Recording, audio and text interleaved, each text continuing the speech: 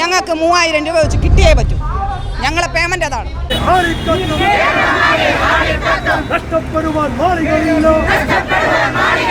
അവര് കുറച്ച് പെണ്ണുങ്ങൾ ആർട്ടിസ്റ്റുകളെല്ലാം കൂടെ ഇറങ്ങിയിരിക്കുകയാണ്. അവരെ ചുംബിച്ചെന്നും കെട്ടിപ്പിടിച്ചെന്നും പറഞ്ഞിട്ട് ഇപ്പോൾ നമുക്ക് ഭക്ഷണം വന്നാലും ശരി തന്നെയാണ് അവർക്ക്. പക്ഷെ പണ്ട് കാലഘട്ടത്തിലുള്ള എല്ലാ മെയിൻ ആർട്ടിസ്റ്റുകളും മമ്മൂട്ടി, മോഹൻലാൽ, അതേപോലെയുള്ള ജയസൂര്യ, എല്ലാ ആർട്ടിസ്റ്റുകളും സൂപ്പർ സ്റ്റാർ പുറകെ വന്ന് കെട്ടിപ്പിടിച്ചു എന്നുള്ള കെട്ടിപ്പിടിച്ചു മാത്രമേ ഉള്ളൂ. കെട്ടിപ്പിടിച്ച് വലിയ അപരാധമൊന്നും അല്ല ഈ രാജ്യത്ത്. ചെയ്യുന്നു, വരുന്നു, 400 രൂപ മേടിക്കുന്നു, കിട്ടിയെങ്കിൽ കിട്ടി, ഗൂഗിൾ പേ ആണെങ്കിൽ ഗൂഗിൾ പേ അയച്ചു തരാന്ന് പറയും. കൈ കൊടുക്കാറുണ്ട്, കെട്ടിപ്പിടിക്കാറുണ്ട്, ചുംബനം ചെയ്യാറുണ്ട്. അത് തെറ്റായ രീതിയിലാകുമ്പോഴാണ് തെറ്റാവുന്നത്. അത് ചെയ്യുന്നവർ മെയിനായിട്ട് എല്ലാ സീരിയലുകളിലും തിളങ്ങി നിൽക്കുന്നവരാണ്. മലയാളത്തിന്റെ ഇരട്ടിയുടെ ഇരട്ടിയാണ് മറ്റു ഭാഷകളിൽ നടക്കുന്നത്. പക്ഷെ അതാരും അറിയുന്നില്ല, കംപ്ലൈന്റ് കൊടുക്കുന്നില്ല. മെയിൻ ആർട്ടിസ്റ്റിന് ഇങ്ങനെ ഒരു പ്രശ്നം വന്നതുകൊണ്ടാണ് ഇതെന്ന് പുറം ലോകം അറിഞ്ഞത്. അതേപക്ഷം ഒരു സപ്പോർട്ടിംഗ് ആർട്ടിസ്റ്റിന് വന്നാൽ അതറിയില്ല. അത് ചോദ്യം ചെയ്യാൻ ഒരു മന്ത്രിയില്ല, ഒരു പാർട്ടിക്കാരില്ല, ആരുമില്ല. ഞങ്ങൾക്കിത് കിട്ടണം. ഇതിനു വേണ്ടി ഞങ്ങൾ എവിടം വരെയൊക്കെ പോരാടോ അവിടം വരെ ഞങ്ങൾ എത്തിയിരിക്കും.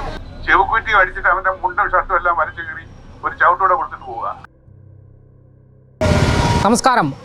മലയാള സിനിമയിൽ സെക്യൂരിറ്റി മുതൽ തൂപ്പുകാരി വരെയുള്ള റോളുകൾ ചെയ്യുന്ന സാധാരണക്കാരായ സപ്പോർട്ടിംഗ് ആർട്ടിസ്റ്റുകൾ, ഇവർക്ക് മലയാള സിനിമയിൽ നേരിടേണ്ടി വരുന്നത് എന്തൊക്കെ പ്രശ്നങ്ങളാണ്? ഇപ്പോൾ നമ്മളോട് സംസാരിക്കുകയാണ് മലയാള സിനിമയിൽ ഒട്ടനവധി സപ്പോർട്ടിംഗ് റോളുകൾ ചെയ്ത മഞ്ജു ആറ്റിങ്ങൽ ഇപ്പോൾ നമ്മളോട് സംസാരിക്കുകയാണ്. ഈ ജൂനിയർ ആർട്ടിസ്റ്റുകൾ എത്തരത്തിലുള്ള പ്രതിസന്ധികളാണ് നിങ്ങൾ നേരിടേണ്ടി വരുന്നത്? ഞങ്ങൾ ഒരുപാടെന്ന് പറഞ്ഞാൽ പറഞ്ഞറിയിക്കാൻ പറ്റത്തില്ല. പലർക്കും പല രീതിയിലുള്ള പ്രശ്നങ്ങളാണ് വന്നിട്ടുള്ളത്. അപ്പോൾ അതാരും ഈ പറഞ്ഞതുപോലെ പുറത്ത് പറയാറില്ല. എല്ലാവരും സഹിച്ച് ഈ ഒരു കലയോട് സ്നേഹമുള്ളത് കൊണ്ട് നമ്മൾ അഭിനയിക്കാൻ വേണ്ടി ഇറങ്ങുന്നു. ചിലർ പറയും ഞങ്ങൾക്ക് അതിന് സമ്മതമല്ല, അഡ്ജസ്റ്റ്മെൻറ്റ് ചോദിക്കുന്നുണ്ട്, അത് ഞങ്ങൾക്ക് സമ്മതമല്ല. ചിലർ പറയുന്നുണ്ട് അത് ഞങ്ങൾ ഇതൊരു തൊഴിലാണ്, എന്നാൽ ഞങ്ങളുടെ ജോലിയാണ്, അതിൻ്റെ ഭാഗമായിട്ടാണ് ഞങ്ങളിതിൽ ഇറങ്ങി തിരിച്ചിരിക്കുന്നത്. അപ്പം ഞങ്ങൾ അത് ചെയ്യാത്തവർ പാസിങ്ങുകാർ, അത് ചെയ്യുന്നവർ മെയിനായിട്ട് എല്ലാ സീരിയലുകളിലും തിളങ്ങി നിൽക്കുന്നവരാണ്. അപ്പം ഞങ്ങൾക്കത് വേണ്ടാന്ന് വെച്ചിട്ട് ഞങ്ങൾ ഇന്നും പാസിങ്ങും ചെറിയ ചെറിയ വേഷങ്ങളും ചെയ്താണ് ഞങ്ങൾ പോകുന്നത്. അപ്പോൾ ഇതിൻ്റെ ഇടയിൽ ഞങ്ങൾക്ക് ആഹാരം കിട്ടൂല. ചില സെറ്റുകളിൽ ചെന്നാൽ ഞങ്ങളെ വേറും പുച്ഛത്തോടെയാണ് നോക്കുന്നത്. പുച്ഛത്തോടെ മാറ്റി നിർത്തിക്കളയും. പല രീതിയുണ്ട്. ചില സമയം നമ്മൾ വിചാരിക്കും ഇത് കളഞ്ഞിട്ട് പോകാമെന്ന്, വീണ്ടും വിചാരിക്കും എന്തിന് കളയണം, അതിൻ്റെ ആവശ്യമില്ല. നമ്മളും കലാകാരാണ് അല്ലേ? നമ്മളെ മനസ്സിനകത്തും കലയുണ്ട്. നമുക്കൊരു നല്ല വേഷം തന്നു കഴിഞ്ഞാൽ അത് എങ്ങനെ ചെയ്യണം, ഏത് രീതിയിൽ ചെയ്യണമെന്ന് നമുക്കുണ്ട് ഒരു കഴിവ്. ആ കഴിവിനെ ഈ ഇതിനകത്തുള്ള പ്രൊഡ്യൂസറോ അല്ലെങ്കിൽ ഡയറക്ടറോ ആരും തിരിച്ചറിഞ്ഞിട്ടില്ല. നമുക്കെല്ലാവർക്കും തരുന്ന വേഷങ്ങൾ ഇനി അറ്റത്തതായിരിക്കും, ഒന്നി ഡയലോഗ് ഇല്ലാത്തതായിരിക്കും. അങ്ങനെയുള്ളൊരു പുച്ഛത്തോടെയാണ് അവർ കാണുന്നത്. അത് നിർത്തലാക്കുക.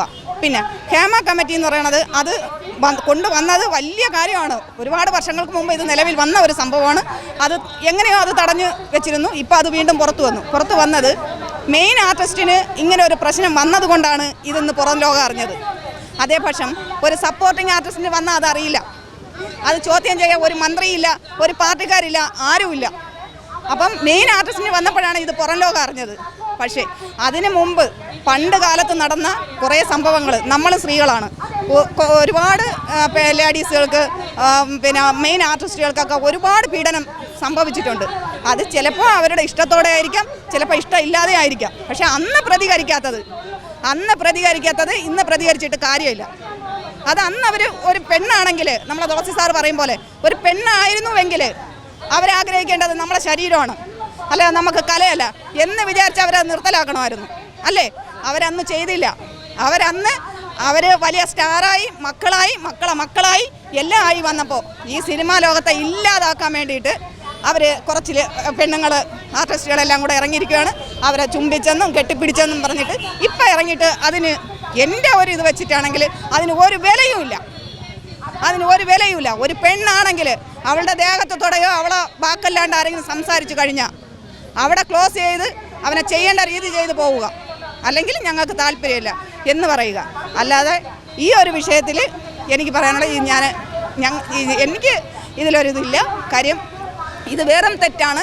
ഈ സിനിമാ ലോകം തന്നെ ഇല്ലാണ്ടാക്കാൻ വേണ്ടിയിട്ടും കുറച്ച് പാവങ്ങളുടെ ജോലികൾ ഇല്ലാതാക്കാനും അവരെ അഭിനയങ്ങൾ നിർത്താൻ വേണ്ടിയിട്ടുമാണ് ഇപ്പം ഈ ഒരു സംഭവം സ്ത്രീകൾ കൊണ്ടുവന്നിരിക്കുന്നത്. ഈ ജൂനിയർ ആർട്ടിസ്റ്റുകൾ ഈ ഭക്ഷണത്തിൻ്റെ കാര്യത്തിലോ അല്ലെങ്കിൽ വേതനത്തിൻ്റെ കാര്യത്തിലോ മറ്റോ ഈ സെറ്റുകളിൽ എന്തെങ്കിലും പ്രതിസന്ധികൾ നേരിടുന്നുണ്ടോ? ഉണ്ട്. ഇപ്പോൾ നമുക്ക് ഭക്ഷണം വന്നാലും ശരി തന്നെയാണ്. അവർക്ക് ഇറച്ചിയോ ചിക്കനോ ബീഫോ അങ്ങനെയൊക്കെ ഉള്ളതായിരിക്കും. നമുക്ക് അതൊന്നും കാണത്തില്ല. നമുക്ക് വേറെ ആയിരിക്കും. സെപ്പറേറ്റ് 2 സെഷനാണ്. കാര്യം 2 സെഷനായിട്ടാണല്ലോ കലാകാരെ കണ്ടിരിക്കുന്നത്. ജൂനിയറും അതേപോലെ സീനിയറും എന്നും പറഞ്ഞിട്ട് മെയിൻ കലാകാർ എല്ലാവരും ഈ ക്രൗഡിൽ നിന്ന് തന്നെയാണ് എല്ലാ ആർട്ടിസ്റ്റുകളും മെയിനായിട്ട് വന്നത്. ഇപ്പം നമ്മളെ സംബന്ധിച്ച് നമ്മൾ ആരുടെയും കീഴിൽ ചെന്നിട്ട് നമുക്കൊരു വേഷം താന്ന് നമ്മൾ പറയുന്നില്ല. പക്ഷേ പണ്ട് കാലഘട്ടത്തിലുള്ള എല്ലാ മെയിൻ ആർട്ടിസ്റ്റുകളും മമ്മൂട്ടി, മോഹൻലാൽ, അതേപോലെയുള്ള ജയസൂര്യ എല്ലാ ആർട്ടിസ്റ്റുകളും ഒരു വേഷത്തിന് വേണ്ടി എവിടെയെല്ലാം ആരെയെല്ലാം കാല് പിടിച്ചിട്ടുണ്ടെന്ന് അറിയാമോ? പക്ഷേ ഇന്നത്തെ കാലത്ത് ഈ ആൾക്കാർ അങ്ങനെ പിടിക്കുന്നില്ല.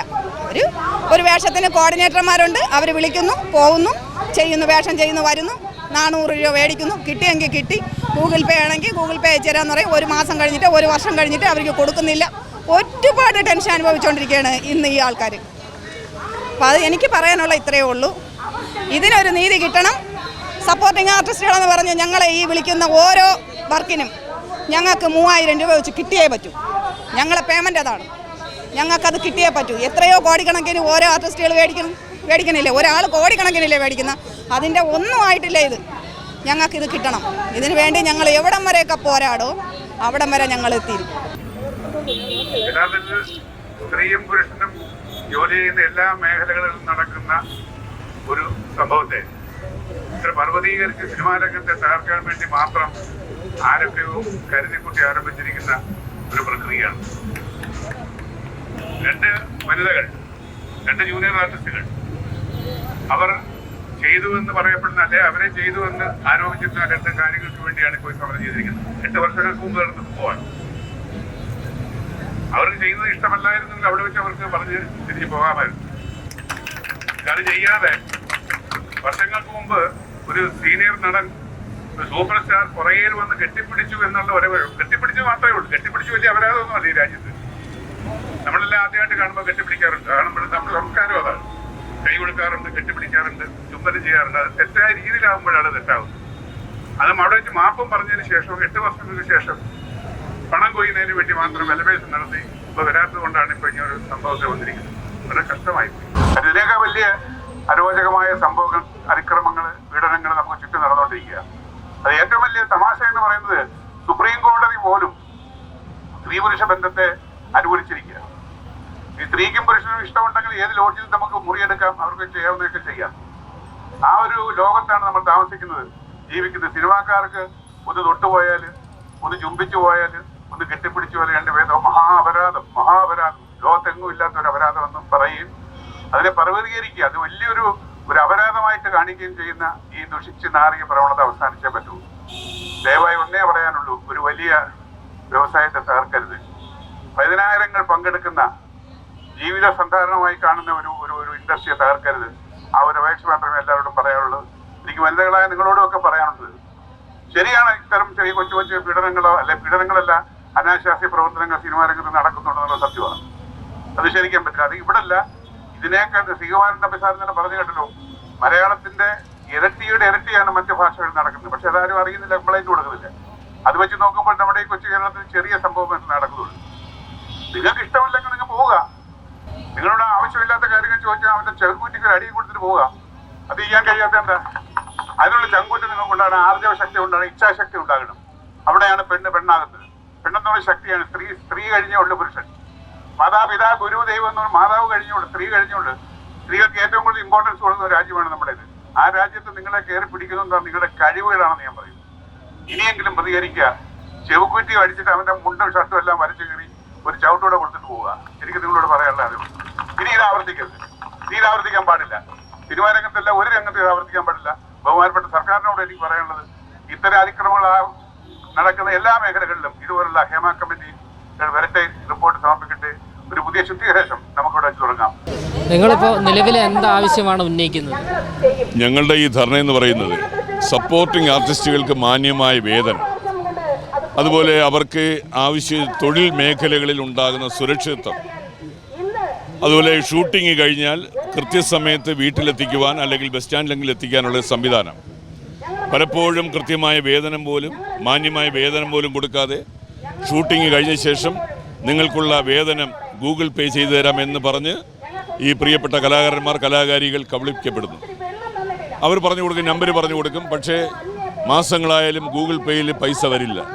അവരെ വിളിച്ചാൽ ആ നമ്പർ ബ്ലോക്ക് ആയിരിക്കും, അല്ലെങ്കിൽ സൈലൻ്റ് ആയിരിക്കും. ഇത് വർഷങ്ങളായി അനുഭവിച്ചു കൊണ്ടിരിക്കുന്ന ഒരു സ്ഥിതിവിശേഷമാണ്. ഇതിനൊരു മാറ്റം വരണമെങ്കിൽ ഒരു ശബ്ദമല്ല, പല പല ശബ്ദം ഒരുമിച്ച് മുഴങ്ങിയാൽ മാത്രമേ ഉണ്ടാവുള്ളൂ.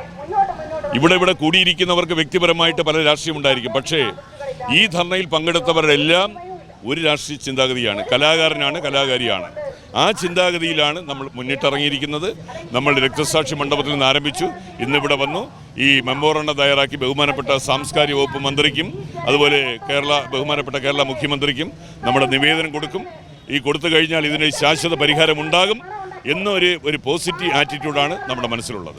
എന്തായാലും ഇവരുടെ പ്രതികരണങ്ങളിൽ നിന്നും നമുക്ക് മനസ്സിലാക്കാൻ സാധിക്കുന്നത് ഇത്തരത്തിലുള്ള സപ്പോർട്ടിംഗ് ആർട്ടിസ്റ്റുകളും നിരവധി പ്രശ്നങ്ങൾ ഈ മേഖലയിൽ നേരിടുന്നുണ്ട് എന്നാണ്. ക്യാമറമാൻ അഖിലിനൊപ്പം അമൽ രുദ്ര, മറുനാടൻ മലയാളി, തിരുവനന്തപുരം.